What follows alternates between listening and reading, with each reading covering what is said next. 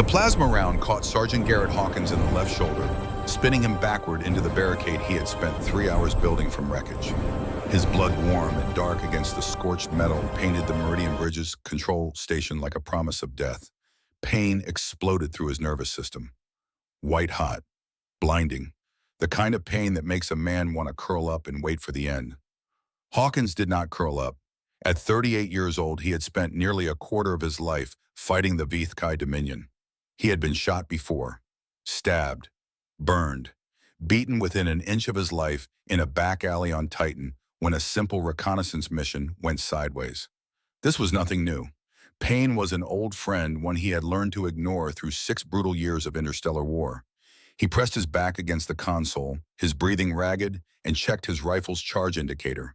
The small screen flickered damaged from the impact, 18%. He had 2 grenades clipped to his belt, a combat knife strapped to his thigh, a sidearm with 3 full magazines, and 9 hours until the evacuation transports cleared the planet's gravity well. 9 hours to hold a choke point against the Vithkai Dominion's advance force. 9 hours to stand between 400 alien warriors and 12,000 civilians who were counting on him even though they did not know his name. The smoke from the last assault still hung in the air, thick and acrid. Through the haze, he could see the bodies of the first wave. 7 Vithkai warriors lay sprawled across the bridge, approached their bioluminescent armor. Dark now, the life faded from their crystalline eyes. 7 down, 393 to go. Hawkins laughed. It came out broken, wet with blood he could taste in the back of his throat. The sound echoed across the bridge, carrying into the darkness where the enemy waited. Human defender. The voice cut through the smoke like a blade forged in cold stars. It was translated through some device he could not see, but the underlying tone carried through. Authority, power, the absolute certainty of a predator addressing prey. Your reinforcements will not arrive. Your fleet burns in orbit. Surrender the bridge and I will grant you a warrior's death. Hawkins wiped blood from his lips with the back of his hand. His shoulders screamed in protest at the movement, but he forced himself to stand straighter, to project strength he did not feel. Lady, he called back, his voice steady despite everything, I have had worse odds in a bar fight on Titan. The Vithkai warriors did not advance. That was his first clue that whoever commanded them was not ordinary. Hawkins had fought the Dominion for 6 years. He knew their doctrine better than he knew his own reflection. Standard Vithkai tactics called for overwhelming force, immediate assault, acceptable losses. They believed in momentum and crushing resistance before it could solidify. Instead, the alien troops held position at the bridge's far end, their bioluminescent armor pulsing in disciplined unison. Blue-green light rippled through their ranks like a heartbeat, synchronized, controlled. Waiting. Then she walked through their ranks. The warriors parted before her like water before a ship's prow. They did not simply step aside. They flowed their movement, carrying a reverence that Hawkins had never seen from the Vithkai before. Warlord Sirah stood 7 feet tall.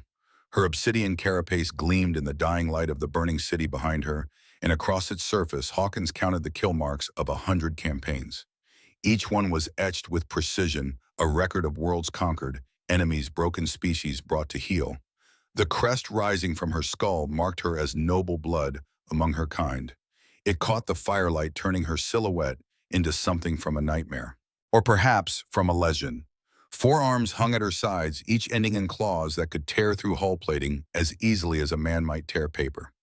She did not carry weapons. She did not need them. She was a weapon. You find humor in death human.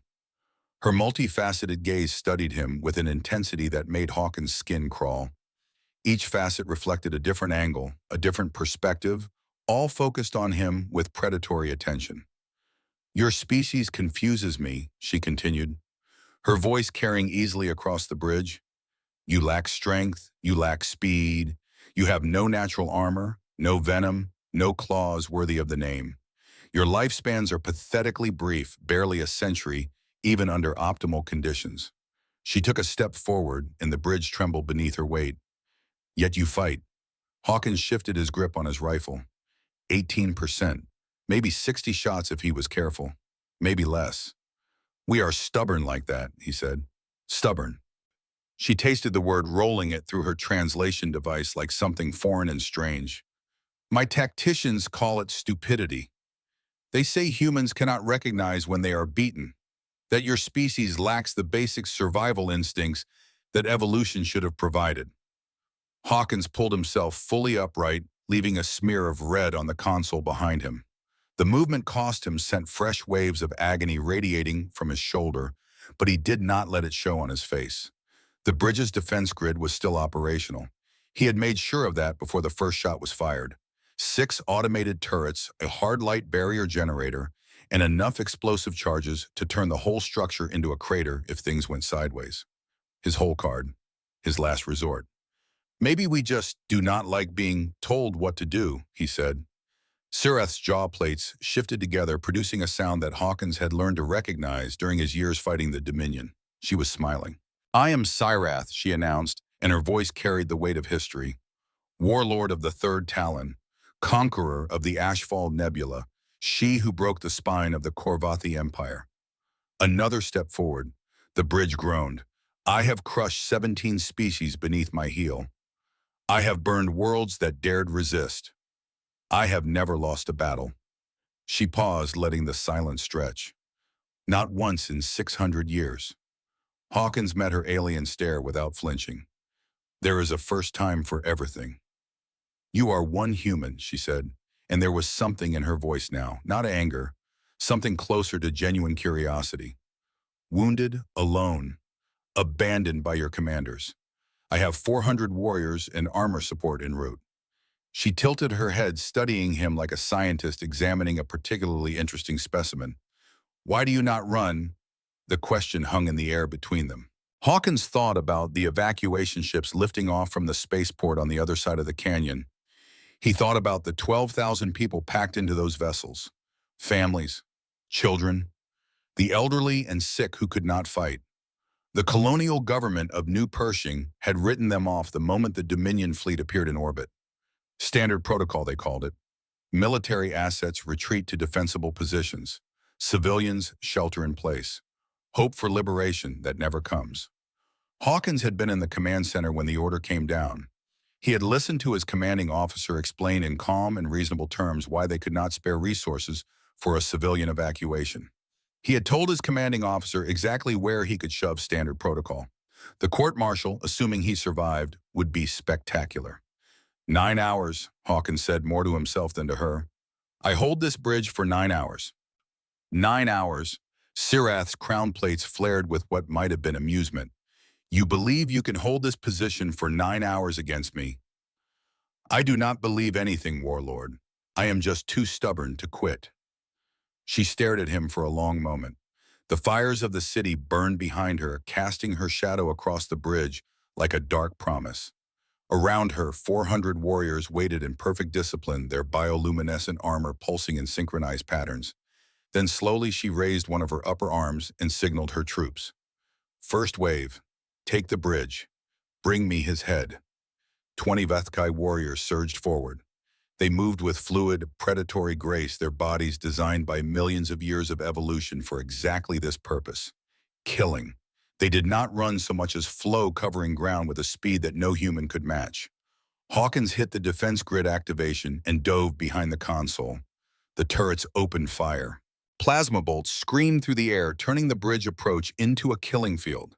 The hard light barrier shimmered to life, a wall of golden energy that crackled and sparked as the first warriors reached it.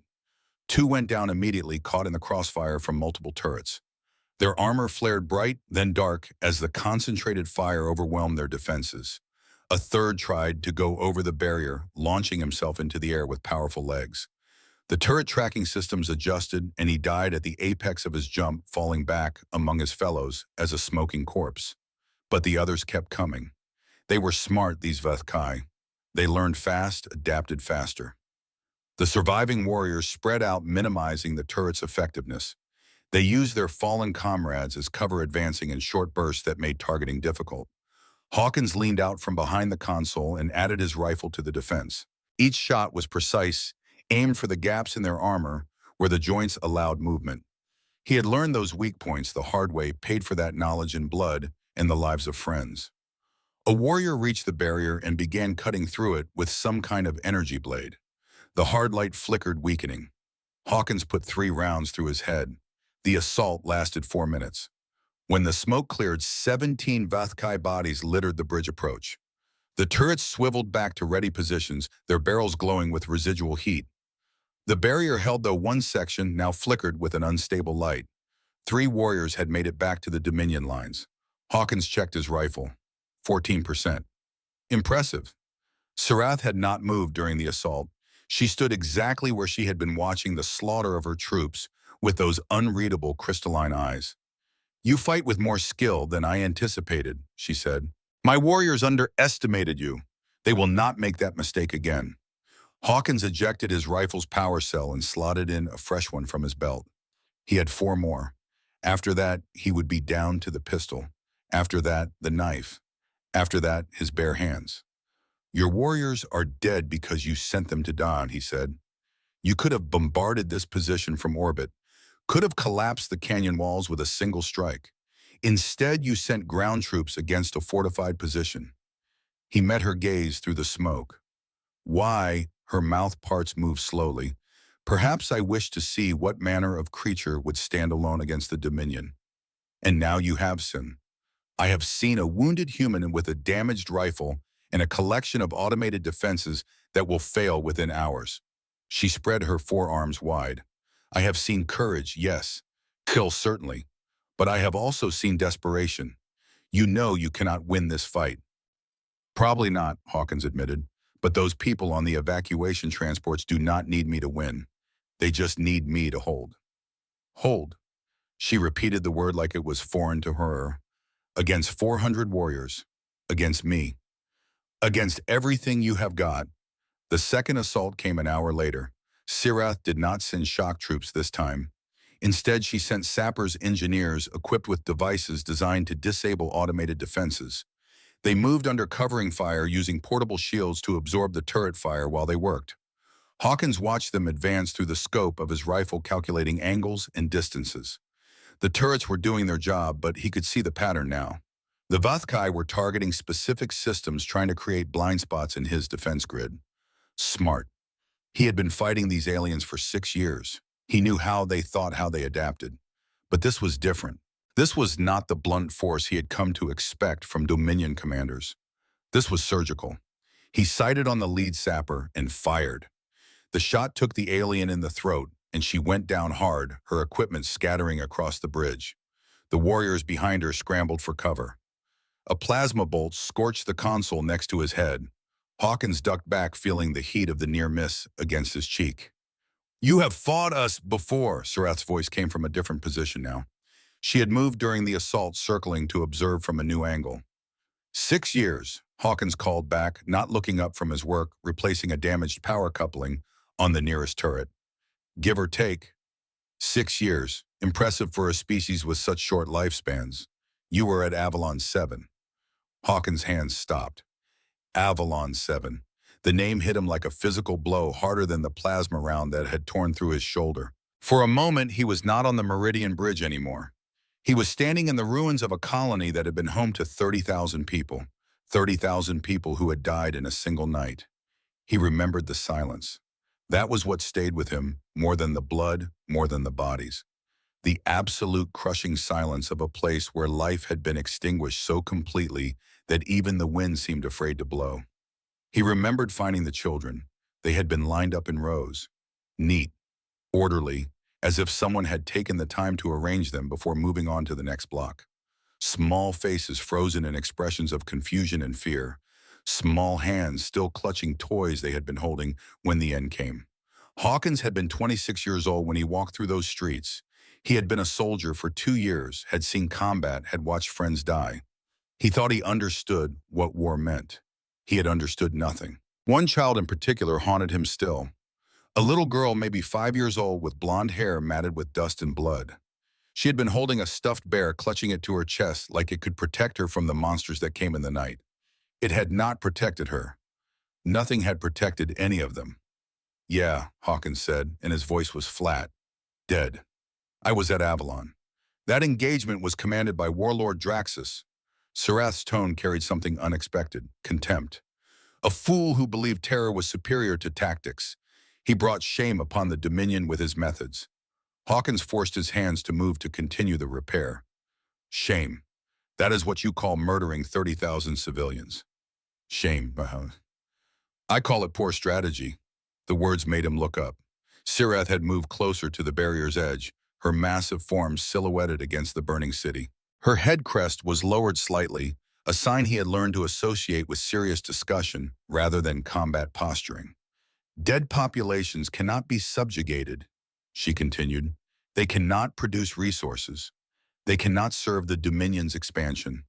They cannot demonstrate to other species the benefits of cooperation. Her jaw plates shifted in that alien smile.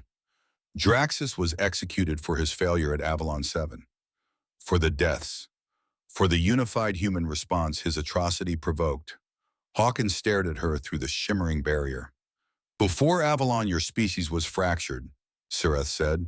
Dozens of nations, competing interests, petty conflicts that weaken your collective potential. You were ripe for conquest, divided against yourselves. She spread her lower arms in a gesture that might have been philosophical. Draxus's stupidity forged you into a single blade aimed at our throat. His massacre created the very unity we sought to prevent. For that failure, he died screaming in the execution pits. Good to know you have got standards, Hawkins said, but there was no humor in his voice. You mock me human, but consider the truth of what I tell you. The Dominion did not want the war you have given us. We wanted conquest. Quick, efficient, profitable. Instead, we have spent 6 years fighting an enemy that refuses to break. Her crystalline eyes gleamed in the firelight. I do not make the mistakes Draxus made. I do not slaughter what can be controlled. I do not burn what can be harvested. Is that supposed to make me feel better?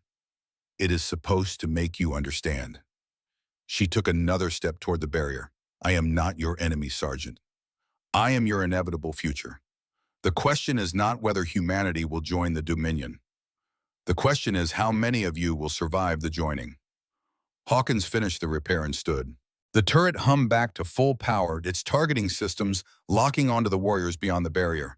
Here is what I understand, Warlord. 30,000 people died on Avalon 7. Families, children, old folks who never hurt anyone. And your Dominion's response was to execute the commander not for the crime, but for the inconvenience. He met her alien stare without flinching. That tells me everything I need to know about your inevitable future. Sirath was silent for a long moment. You fight for the dead, she said finally, for ghosts who cannot appreciate your sacrifice. I fight for the living, the 12,000 people on those transports who are going to survive because I am standing here.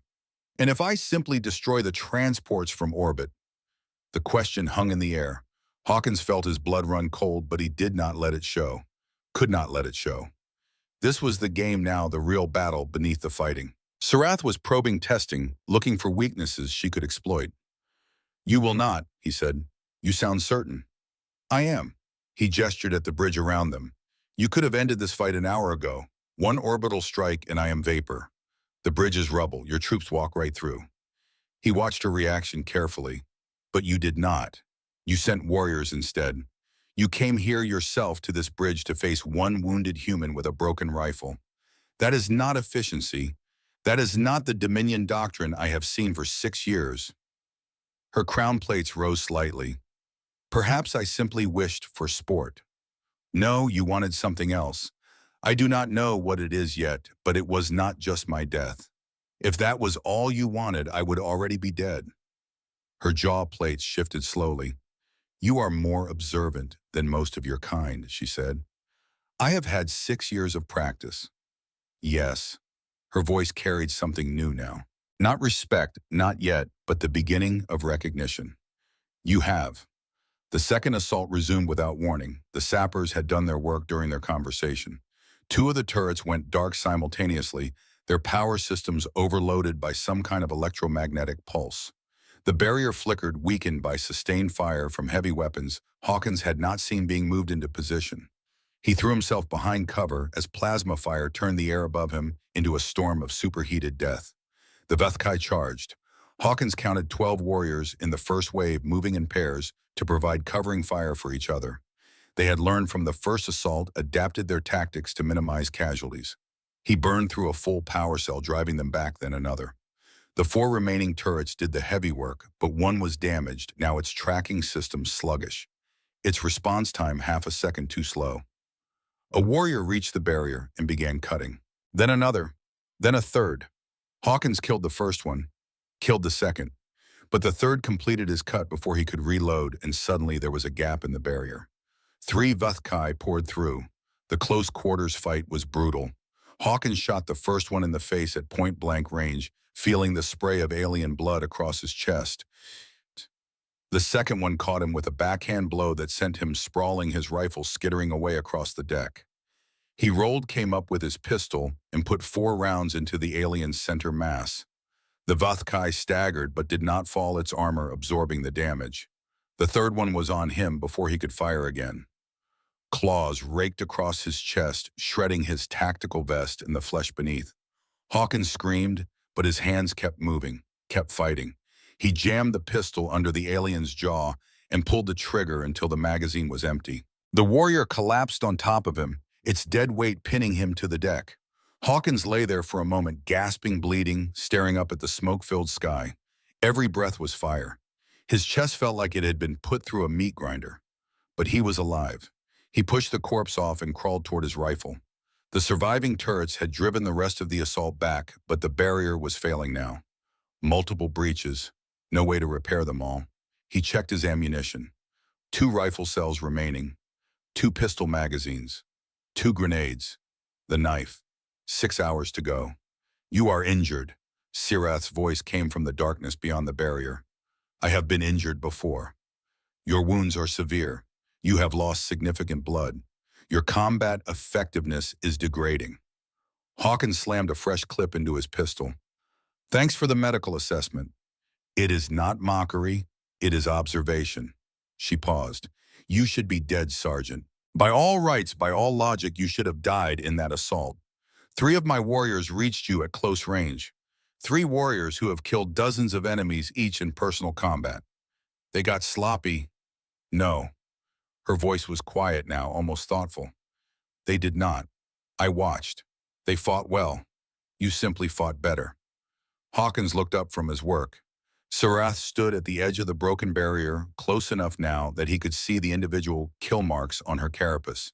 She made no move to attack, no gesture toward her waiting troops. She was simply watching him. "What do you want, Warlord?" he asked. "You did not come here for small talk.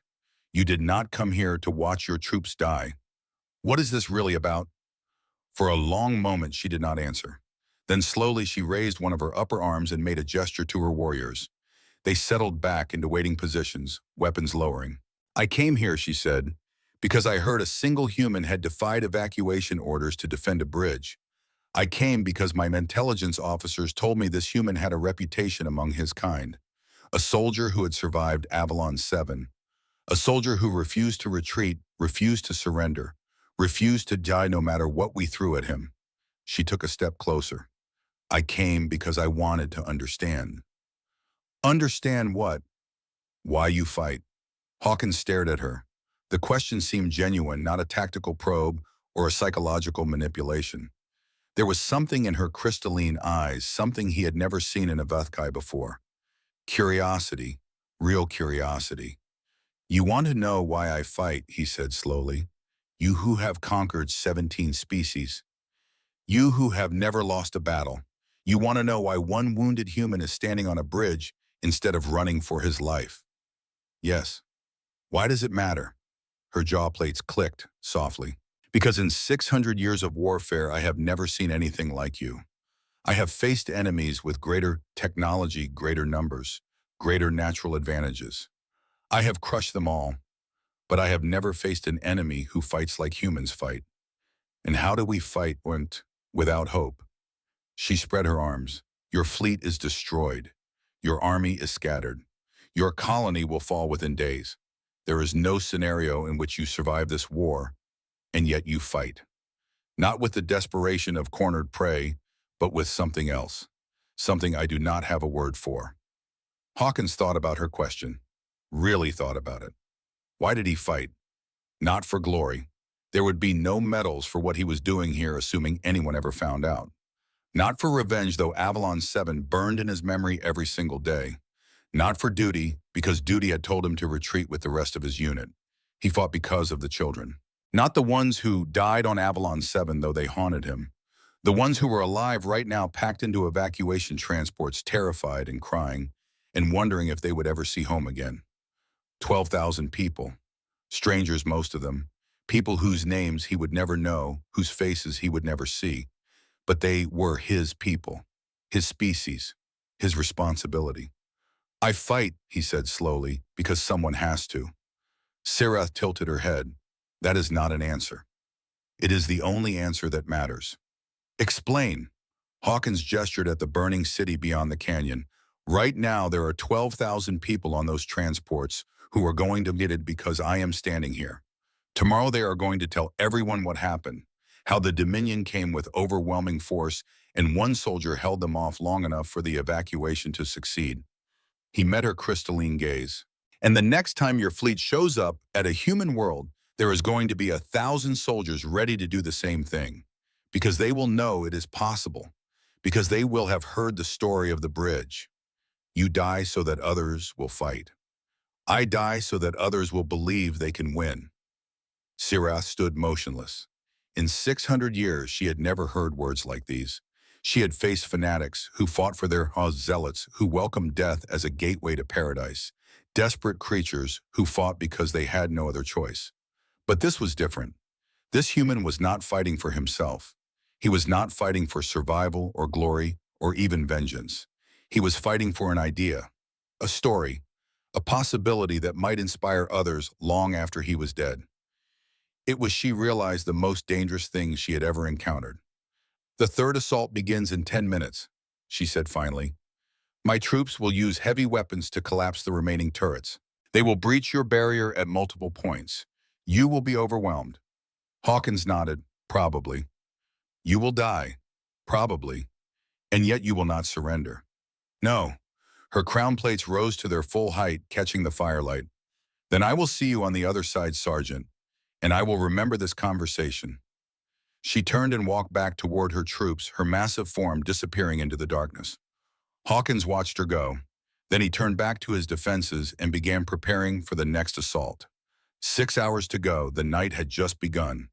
The third hour ground past like broken glass through Hawkins' veins. His hands shook as he replaced the turret's power cell. Not from fear, from blood loss. From the stimulants he had injected 20 minutes ago when his vision started graying at the edges. From the simple, brutal mathematics of a body pushed far beyond its limits. 2 of the 6 turrets were Slag, now overwhelmed by concentrated heavy weapons fire during the second major assault. The hard light barrier flickered and sparked its generator, running hot enough that Hawkins could feel the heat radiating from the housing 10 feet away. Another hour of sustained bombardment, and it would fail completely. 23 dead Vuthkai littered the bridge approach. Their bioluminescent armor had gone dark, leaving them as shadows among shadows. In death, they looked almost peaceful. Hawkins did not feel peaceful. He felt like a man standing on the edge of a cliff, watching the ground crumble beneath his feet 1 inch at a time. "You fight with more skill than I anticipated." Sirath's voice came from the darkness beyond the barrier. She had not participated in the assaults. A warlord of her status would not dirty her claws on a single human defender. But she had watched. Hawkins could feel her attention on him through every exchange, studying, analyzing, learning. It should have made his skin crawl. Instead, it made him angry.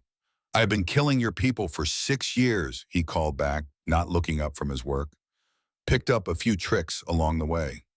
6 years, a pause. "You were at Avalon 7. You saw what Draxus did to your people. And yet you did not break. You did not flee. You kept fighting." Hawkins's hands stopped. He did not want to talk about Avalon. Did not want to remember the silence of those streets, the neat rows of bodies, the children who would never grow up. But Sirath was not asking about the massacre itself. She was asking about what came after. "What choice did I have?" he said finally. "You could have surrendered. Many of your kind did after Avalon. They saw what we were capable of and decided that resistance was futile. They were wrong." "Were they?" The Dominion has conquered 17 species. We have never been permanently defeated. The mathematics of your situation are clear. Sergeant, humanity cannot win this war through force of arms. Hawkins finished the power cell replacement and stood. The movement sent fresh waves of agony through his shoulder, his chest, the dozen other wounds he had accumulated over the past 3 hours. Maybe not, he said, but we can make you bleed. We can make every world you take cost more than it is worth. We can make you remember us long after we are gone. And this is enough for you to be remembered. It is more than nothing. Sirath was quiet for a long moment. When she spoke again, her voice was different, softer, almost contemplative. On my world, we have a concept that does not translate well into your language. The closest approximation would be worthy adversary. It refers to an opponent who, regardless of the outcome, has earned respect through the quality of their resistance. She stepped closer to the barrier's edge. In 600 years of warfare, I have encountered perhaps a dozen worthy adversaries. Species who fought with such skill, such determination, such creativity, that defeating them brought no satisfaction. Only a strange kind of sorrow.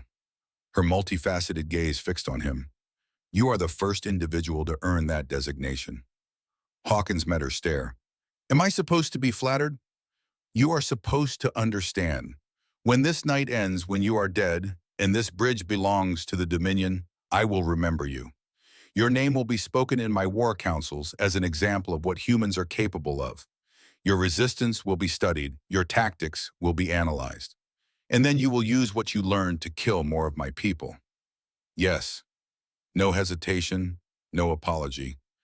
That is the nature of war. Hawkins laughed. It hurt, but he laughed anyway. You know what I think, Warlord? I think you are lonely. The words hung in the air between them. Lonely, Aito, Sirath repeated. 600 years. 17 conquered species, never lost a battle. He gestured at the carnage around them. How long has it been since anyone surprised you? How long since anyone made you think, made you question, made you feel something other than the certainty of victory? Her jaw plates shifted slowly. You presume to understand me. I understand soldiers. I have been one for 8 years since I was 30, and I know what it looks like when someone is going through the motions. When the victories do not mean anything anymore because there is no challenge left. And you believe you provide that challenge. I believe you are still standing here talking to me instead of ordering the final assault. That tells me everything I need to know. Sirath did not respond.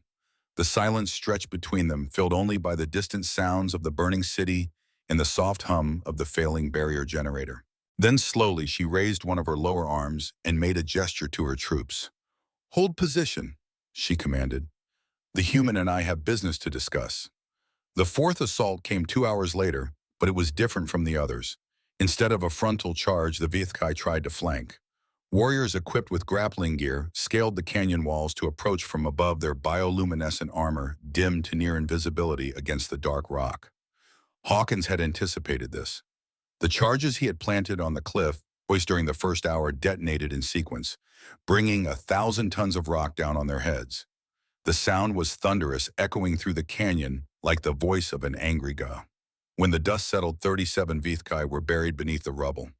Sirath watched her soldiers die without visible reaction. You knew we would try that approach, she said. It is what I would have done. You think like a Vithkai. I think like someone who wants to survive. He ejected the spent magazine from his pistol and slotted in his second to last, 25 rounds remaining. Your people are predictable, Warlord. You follow doctrine. You do what has always worked before. And you pay. I do whatever I have to. Even if it means dying, Hawkins looked at her through the flickering barrier. Everyone dies eventually. The only thing that matters is what you die for. For the first time, something shifted in Sirath's posture. Not respect, not yet, but recognition. The acknowledgement that the insect she had planned to crush might have a sting worth considering. What is your name, human? Your full name and rank. Hawkins.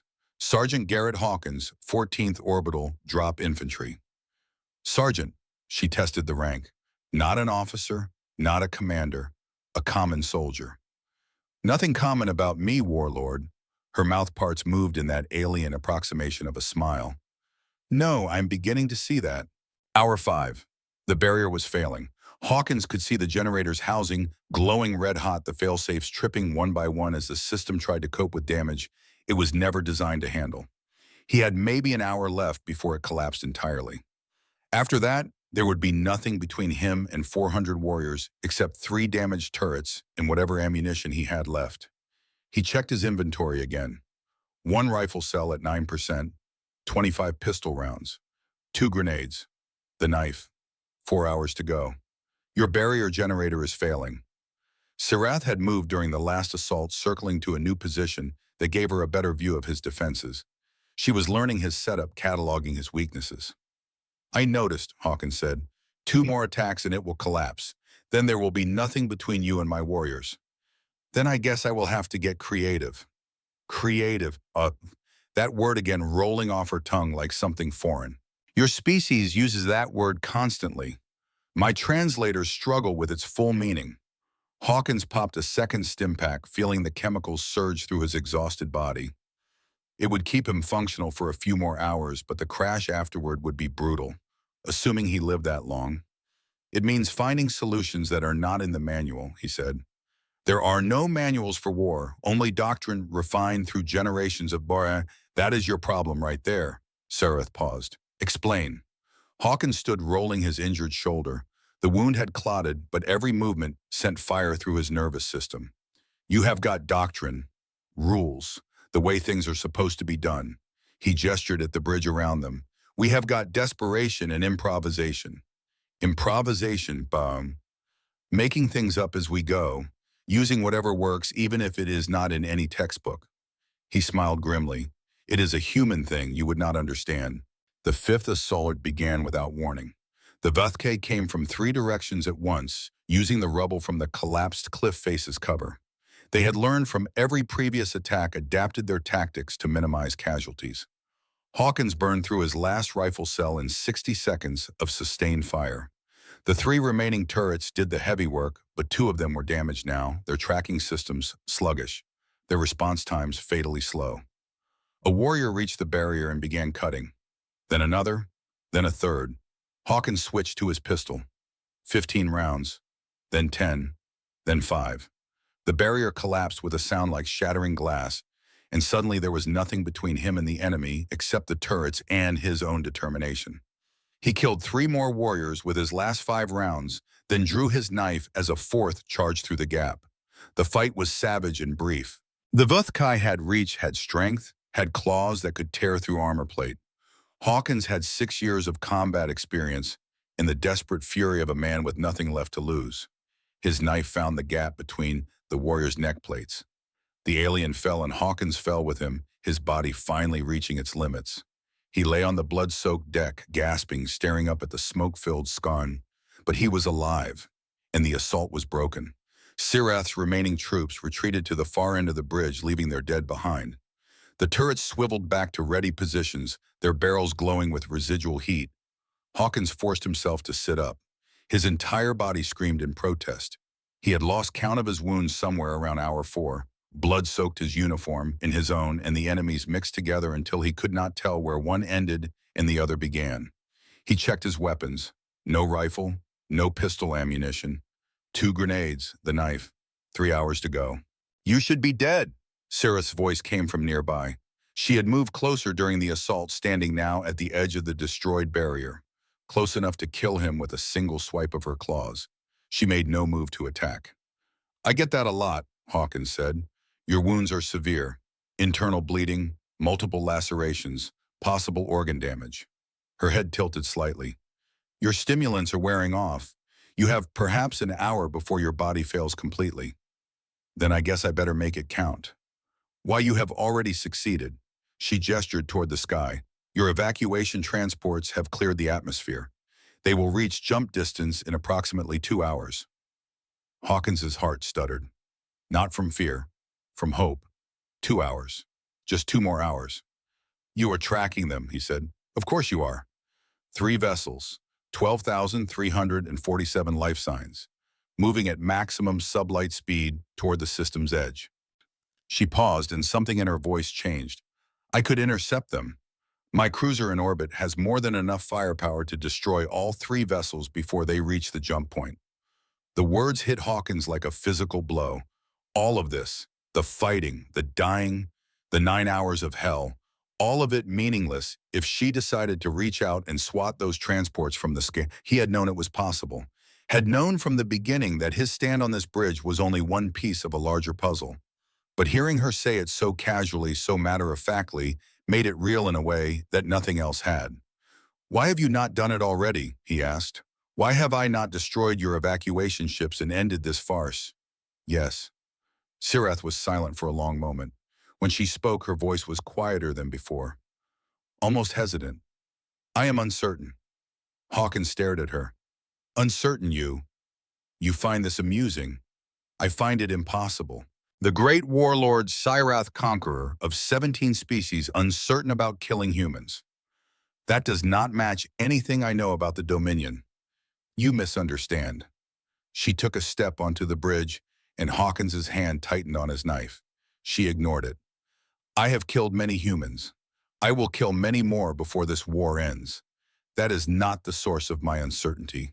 She gestured at the carnage around them. The dead warriors, the destroyed equipment, the blood-soaked bridge where one man had held against impossible odds. "You have cost me 63 soldiers tonight, soldiers I cannot easily replace. Resources that should have been spent conquering this world wasted on a single bridge defended by a single human. Sorry to inconvenience you." "You are not sorry, you are proud." She took another step. "As you should be." Her crystalline gaze fixed on him with an intensity that made his skin crawl. "In 7 hours, you have done what no adversary has accomplished in my entire career. You have made me doubt." Hawkins' grip tightened on the knife. "Stay back. If I wanted you dead, Sergeant Hawkins, you would be dead. I could cross this distance before you raise that blade." She stopped just outside arm's reach. "I am here to understand." "Understand what?" "Why you fight, not for territory. You are losing this world regardless of what happens on this bridge. Not for resources. You have none worth taking. Not for glory. Your people will likely never know what you did here." Her crown plates lowered, a sign of genuine confusion. "You fight for strangers, for people you will never meet, who will never know your name. This defies every principle of survival I have ever known." Hawkins lowered his knife slightly, not because he trusted her, he did not, but because his arm was shaking too badly to maintain a fighting stance. "It is called hope," he said. "Hope." Another foreign word. "Explain." "Those people on the transports, they are going to reach human space. They are going to tell everyone what happened here. How the Dominion came with overwhelming force, and one soldier held them off long enough for the evacuation to succeed." He met her alien stare without flinching. "And the next time your fleet shows up at a human world, there is going to be 1,000 soldiers ready to do the same thing. Because they will know it is possible. Because they will have heard the story of this bridge. You die so that others will fight. I die so that others will believe they can win." Sirath stood motionless for a long moment. Then slowly she reached up and removed something from her carapace. A small medallion inscribed with symbols Hawkins did not recognize. Even in the dim light, he could see that it was old, ancient, the kind of artifact that carried weight beyond its physical form. "This is my clan mark," she said. "It has been carried by the firstborn of my bloodline for 600 years. It has witnessed the rise and fall of empires. It has been present at battles that shaped the galaxy." She held it out to him. "Take it." Hawkins stared at the medallion. "Why? Because when you die, and you will die, Sergeant Hawkins, I want you to carry something of worth into whatever afterlife your species believes in." She pressed the medallion into his hand. "You have earned that much." The metal was warm against his palm, heavier than it looked. Hawkins could feel the weight of centuries in it, the accumulated honor of a bloodline that had conquered worlds. "The transports," he said. "You will not intercept them." "No." "Why about?" Sirath turned away, looking out at the burning city beyond the bridge. The fires had spread during the night, consuming entire districts. By morning, there would be nothing left but ash and memory. "Because you have taught me something human, something my people forgot long ago." She glanced back at him. There are victories more important than conquest. Hour 7. Hawkins sat with his back against the control console, the clan medallion clutched in one hand, his knife in the other. His body was failing. He could feel it in the weakness of his limbs, the fog creeping at the edges of his vision, the way his heartbeat had become irregular and strange. The stim packs were gone. The adrenaline was fading, and 9 hours of combat had finally caught up with him. But the transports were safe. Sirath had told him, her voice carrying across the bridge with something that might have been respect. "They have reached jump distance, Sergeant. Your people are safe." He had nodded, unable to speak, unable to do anything except sit and breathe and wait for whatever came next. 2 hours to go. The Vathkai had not attacked since the barrier fell. Sirath had held them back for reasons Hawkins did not fully understand. But he could see them out there, hundreds of warriors waiting in disciplined formation, their bioluminescent armor pulsing with barely contained aggression. They wanted blood. His blood. Sooner or later, Sirath would give them what they wanted. "You are dying," her voice came from nearby. She had moved closer during his exhaustion, standing now at the edge of the control station. Close enough to kill him with a single swipe of her claws. "Probably," he admitted.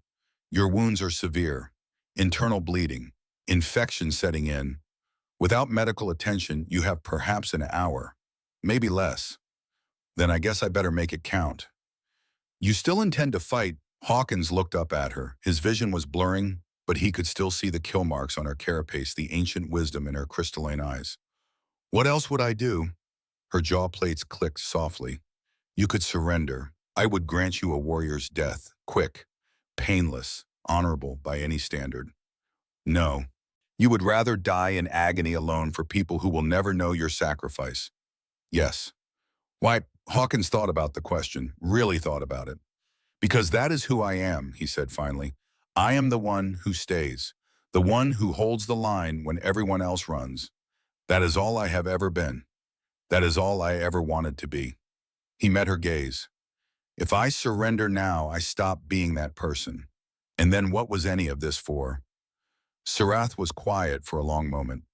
Then she did something that surprised him more than anything else that had happened that night.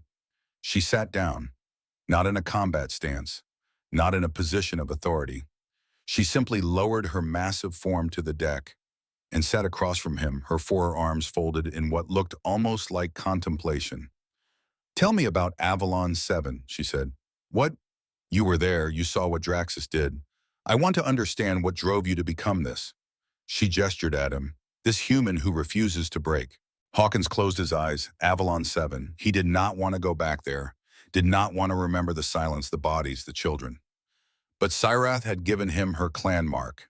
She had spared the transports. She had sat down across from him like an equal, not a conqueror. He owed her something for that. "I was 26 years old," he began, "part of the relief force. We arrived 3 days after the massacre, expecting to find survivors, expecting to find something worth saving." The words came slowly at first, then faster. He told her about the empty streets, the neat rows of bodies, the silence that pressed against his ears like a physical weight. He told her about the children. "They were lined up," he said, his voice cracking, "rows upon rows of them. Someone had taken the time to arrange them, like they were going to sleep, like someone actually cared about them, even while killing them." Sirath listened without interrupting. "I found a little girl," Hawkins continued. "She was maybe 5 years old, blonde hair, blue eyes.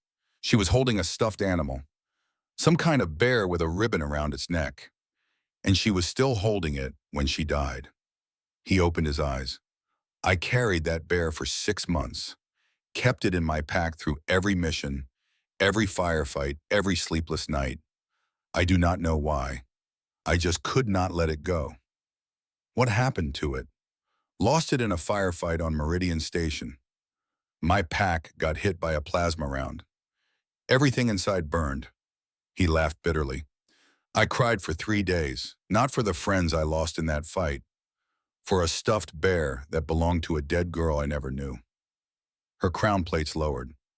"You carry guilt. I carry memory. There is a difference, is there? Guilt would make me want to die. Memory makes me want to live, to fight, to make sure it never happens again." He looked at the medallion in his hand. That is why I am here, Warlord. Not for revenge, not for glory. For a little girl who never got to grow up and all the others like her who are still alive, who deserve a chance to grow old. Sarath was silent for a long time. When she finally spoke, her voice was different, softer, almost sad. My species does not have childhood, she said. We emerge from the spawning pools fully formed with the memories of our ancestors encoded in our genes. We do not experience what it is to be young, to be helpless, to depend on others for protection. She looked at the burning city beyond the bridge. Perhaps that is why we do not understand you. We have never had anything to protect in the way you describe. Everyone has something worth protecting. Do they? Yes. Hawkins forced himself to straighten despite the pain. Even you, Warlord, even you have something you would die for, something that makes life worth living. Her jaw plates shifted slowly. Perhaps, she said, perhaps I did once, before the centuries of war wore it away. The sound of engines cut through their conversation. Both of them looked up as dropships descended from the dark sky, their running lights blinking in unfamiliar patterns. Not the blue-green of Cyrath's forces, red and gold. Cyrath's crown plates flared with unmistakable rage. No, she breathed. What is it? Hawkins demanded. What is happening? The 12th Legion. Her voice was ice. High Command has sent reinforcements. Is that not a good thing for you? Sarath turned to face him, and in her crystalline eyes, Hawkins saw something he had never expected to see from a Vithkai warlord. Fear. The 12th Legion is commanded by Warlord Vornak, she said, the blood heir of Draxus, the son of the fool who ordered the massacre at Avalon 7. Hawkins felt his blood run cold. He is here for you, Sergeant Hawkins. He is here to finish what his father started. The dropships touched down at the far end of the bridge, disgorging hundreds of fresh troops in armor marked with the crimson kill signs of the 12th Legion. And at their head, a young warlord with murder in his eyes. The dropships disgorged 300 warriors in perfect formation. They moved with the disciplined precision of soldiers who had never known defeat, their crimson-marked armor gleaming in the firelight. Each one carried the kill signs of a dozen campaigns veterans hardened by years of conquest. But Hawkins barely noticed them. His eyes were fixed on the figure striding through their ranks. Warlord Vornak was smaller than Sarath, his carapace unmarked by the centuries of experience that decorated hers. But what he lacked in age he made up for in raw, burning hatred. His multifaceted gaze blazed with an intensity that made Hawkins' skin crawl, and his jaw plates clicked in a constant rhythm of barely contained rage. He looked at Hawkins the way a man might look at vermin he intended to exterminate. Sarath, Vornak's voice cut through the night like a blade. High Command grows impatient. One human has held this bridge for 7 hours. 7 hours against the legendary Third Talon. They begin to question your competence. Sarath rose to her full height, towering over her younger rival. I did not request assistance. No, you did not. His jaw plates shifted faster. Which is why High Command sent me, to ensure that this embarrassment ends quickly. This bridge is my command, my campaign. You have no authority here. I have the authority of the Dominion Council. Vornak produced a data crystal, its surface glowing with official seals. Your performance has been deemed insufficient. I am assuming tactical control of this sector effective immediately. Hawkins watched the exchange with growing unease. Something had shifted in the air. The tension between Sarath and Vornak was palpable, thick enough to cut with a knife. This was not simply a matter of military protocol or wounded pride. This was personal. Your father, Sarath said, her voice dropping to a dangerous whisper. He commanded the Avalon operation. My father was a hero of the Dominion. Your father was a fool who murdered 30,000 civilians and called it victory. Her crown plates flared. He died screaming in the execution pits, and the Dominion is stronger for his absence. Vornak's claws extended to their full length. You dare speak of him that way? I dare because I am Sarath, Warlord of the Third Talon, and I will not be spoken to like a subordinate by the spawn of a disgraced butcher. The two warlords faced each other across the bridge, their warriors shifting nervously behind them. Hawkins could feel the violence building, the inevitable explosion that would turn this standoff into a bloodbath. And then Vornak smiled. It was not a pleasant expression. His jaw plates spread wide, revealing the razor-sharp inner teeth that the Vuthkai used to tear flesh from bone in close combat. You defend the human, he said. How curious. The great Cyrath conqueror of 17 species protecting a single wounded soldier. I defend my command. This bridge is my responsibility until I say otherwise. The bridge, Vornak laughed, a harsh clicking sound. You think I care about this bridge? The bridge is meaningless. The colony is meaningless. This entire world is a footnote in the Dominion's expansion. He pointed at Hawkins with one extended claw. But that human matters. He has cost the Dominion 63 warriors. He has delayed our advance by 7 hours. He has become a symbol of human resistance that cannot be allowed to stand. His crystalline eyes burned with inherited hatred. He must die screaming, as an example, as a message, as payment for the humiliation he has inflicted upon us. Hawkins forced himself to his feet, his knife clutched in his hand. Come and try it yourself.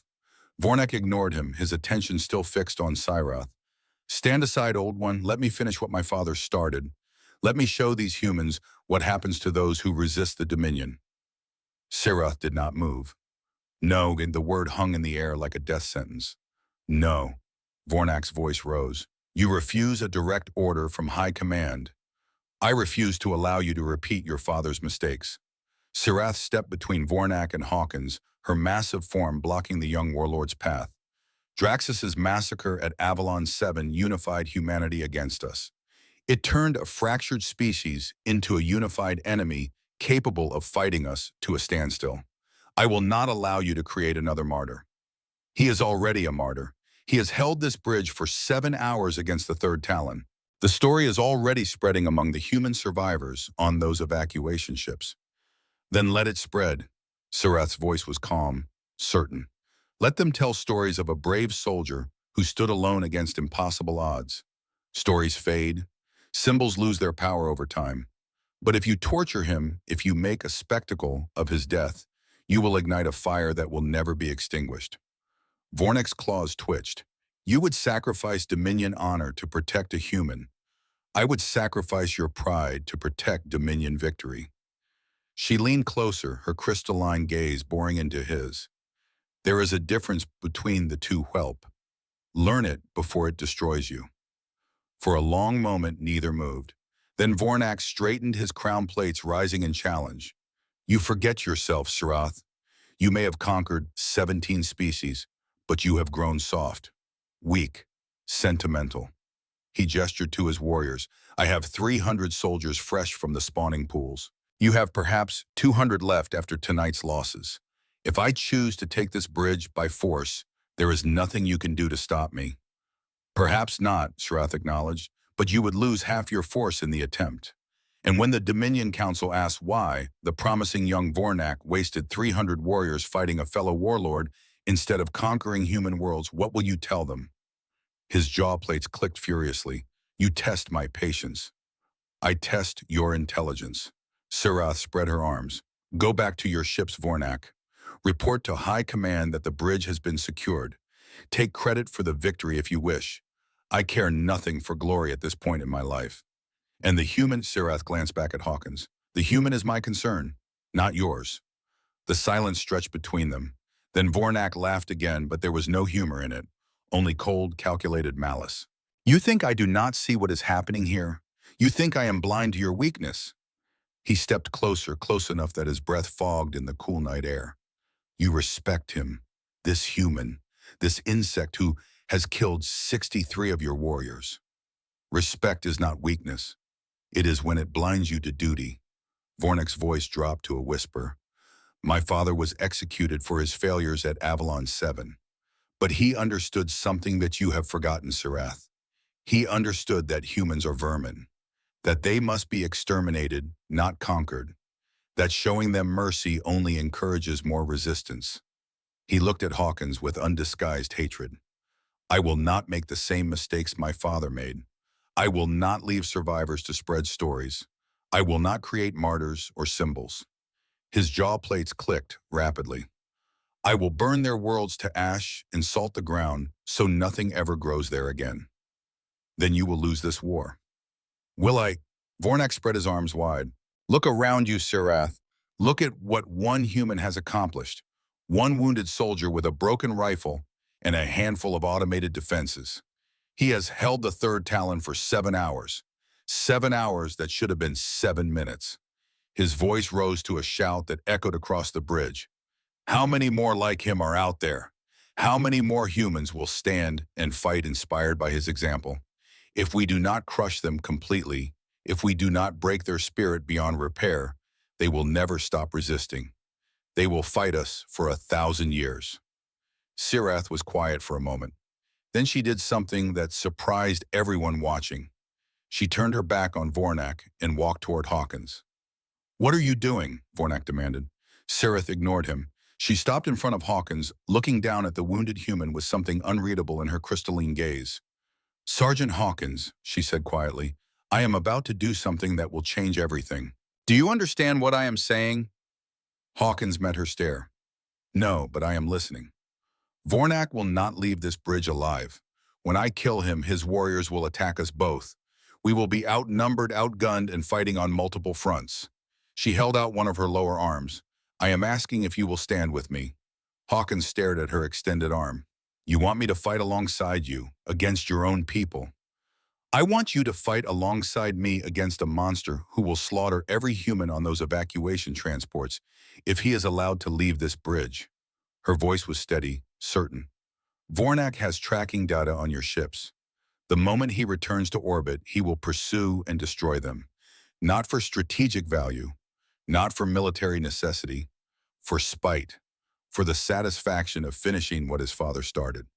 Hawkins felt the weight of the clan medallion in his pocket, the gift she had given him, the respect she had shown him. Wyatt, he asked, why would you betray your own kind for me, for humans you have never met? Sirath's jaw plates clicked softly.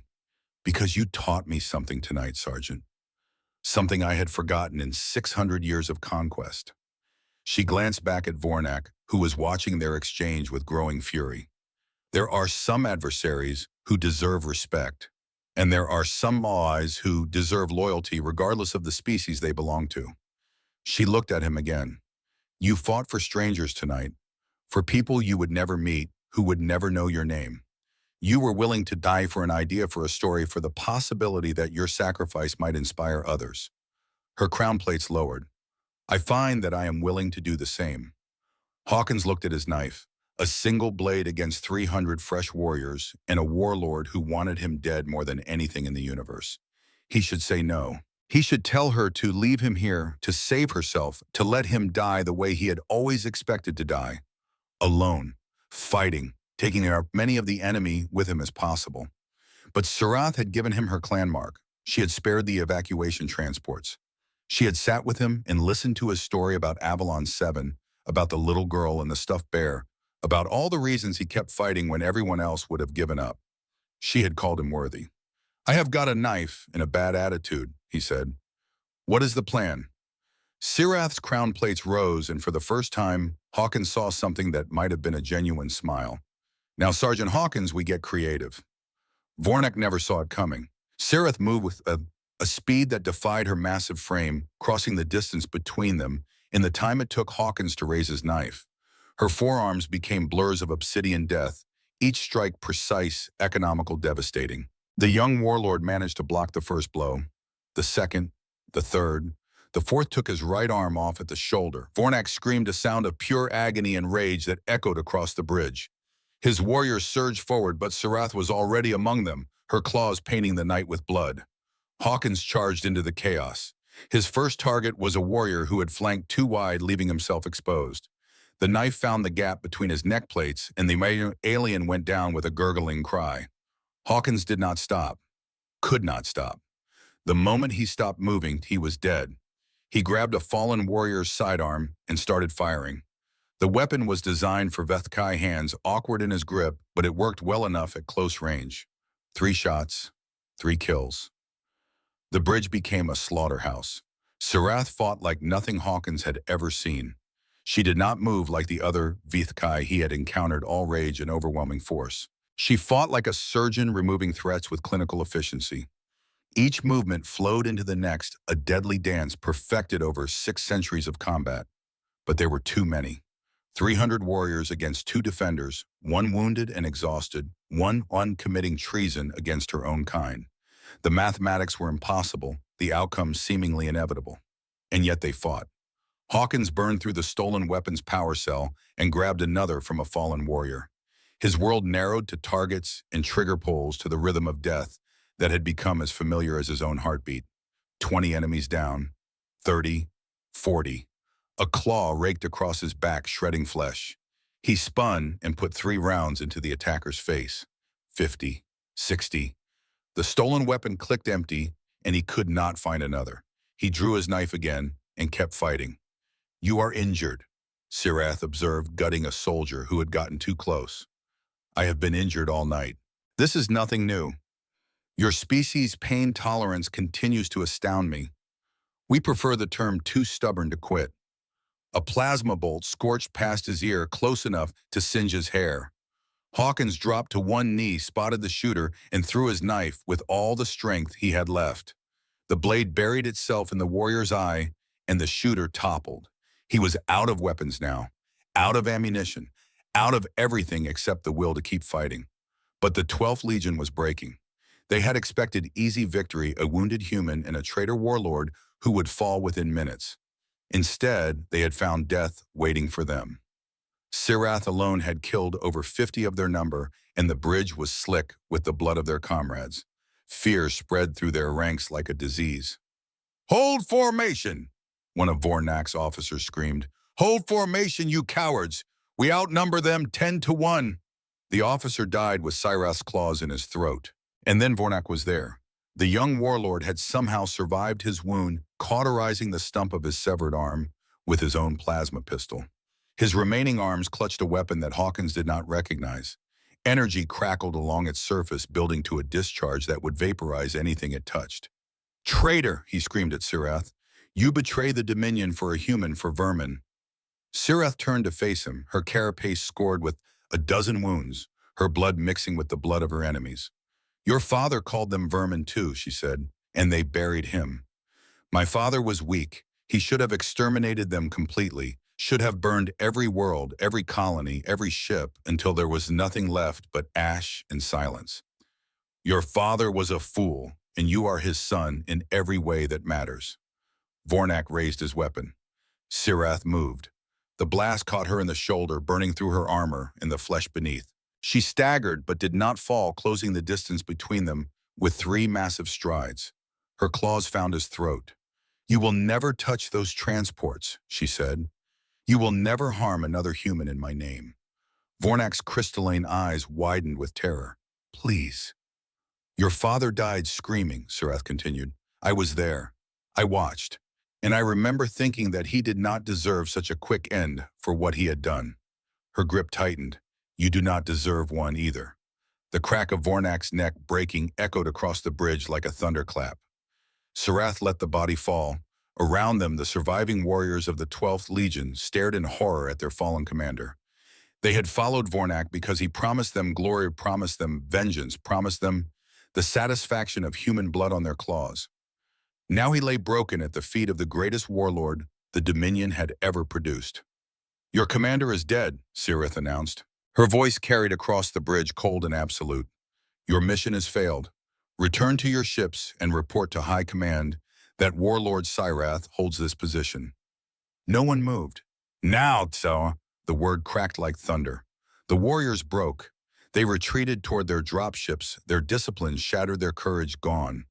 Within minutes, the bridge was empty except for the dead and the 2 unlikely allies who had killed them. Hawkins collapsed against the console, his body finally giving out completely. He had nothing left. No weapons, no strength, no reason to keep standing except stubbornness and the fading traces of stimulants in his blood. But he was alive. And somewhere out there, 12,000 people were going home. "You are dying," Sirath's voice came from nearby. She had lowered herself to the deck beside him, her massive form somehow less threatening than before. Her own wounds were severe, but she ignored them, her attention focused entirely on the human who had fought beside her. Probably, Hawkins admitted. His voice was barely a whisper now. Vuthkai medical technology is advanced. Your wounds are severe, but not irreparable. She reached out with one of her smaller arms, touching his shoulder gently. I could save you. Hawkins opened his eyes. It took effort, more effort than anything he had done tonight. Why would you do that? Sarath was silent for a moment. Because I do not wish to see you die. Her crystalline gaze met his. Because you have shown me something I thought impossible. A human worthy of respect, worthy of alliance, worthy of friendship if such a thing can exist between our species. She paused. Because I find myself curious about what else your species might teach me. Hawkins laughed weakly. It hurt, but he laughed anyway. That sounds dangerously close to actual friendship, Warlord. Perhaps. Her jaw plates shifted softly. Or perhaps it is something else. Something neither of our species has a word for yet. She lifted him easily, cradling his broken body against her carapace. The movement should have been terrifying, being held by a creature who could tear him apart with a thought. Instead, it felt almost gentle. My commanding officers are going to have questions about this, Hawkins said. As will mine.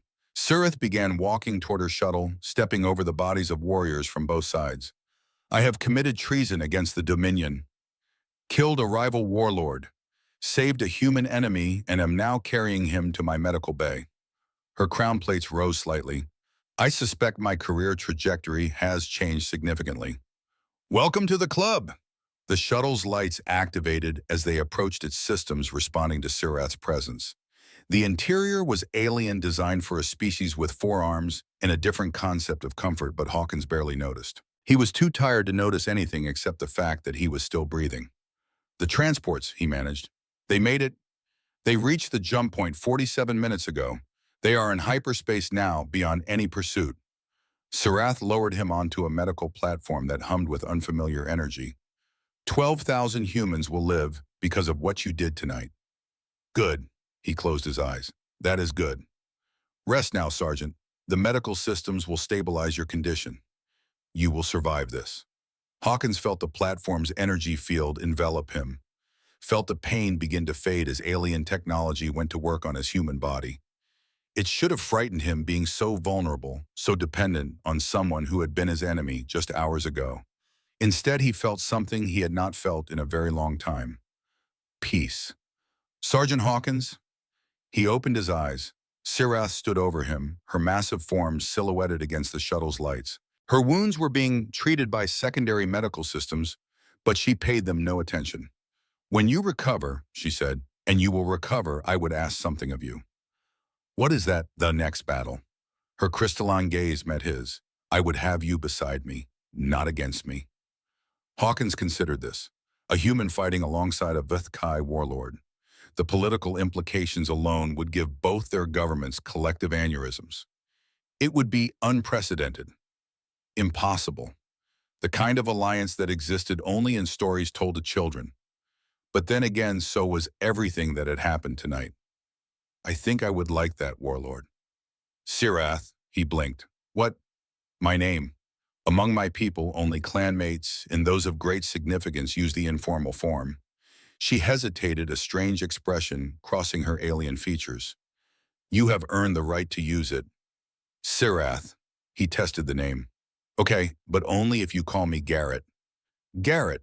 Her jaw plates shifted in that alien smile he was beginning to recognize. Very well. She turned toward the shuttle's controls, preparing for launch. Rest now, Garrett. We have much work ahead of us. As the shuttle lifted off, Hawkins looked out the viewport at the bridge below. The fires of the city burned in the distance, painting the sky in shades of orange and red. The canyon walls stood silent witness to the carnage that had unfolded over the past 9 hours. 63 Vuthkai had died by his hand before Vornak arrived. Another 100 or more in the battle that followed. The bridge itself was scarred with plasma burns and blood, a monument to one man's refusal to break. He had held the bridge for 9 hours. The alien warlord herself had come to break him. Instead, she had found something worth saving. And somewhere in the vast darkness between stars, 12,000 humans were going home. They would tell stories of what happened on New Pershing. Stories of a soldier who stood alone against impossible odds. Stories of a bridge that would not fall. Stories that would inspire 1,000 more soldiers to do the same thing. Hawkins closed his eyes and let the medical systems do their work. Tomorrow there would be questions, explanations, political fallout that would reshape the course of the war. But tonight he rested. He had earned that much. The shuttle climbed through the atmosphere, leaving the burning city behind. Below the Meridian Bridge stood empty except for the dead. The turrets had finally gone silent.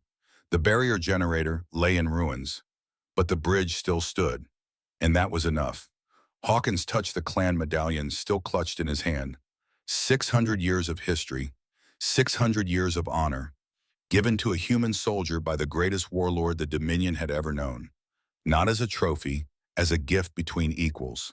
He smiled as the stars appeared outside the viewport, cold and distant and full of possibility.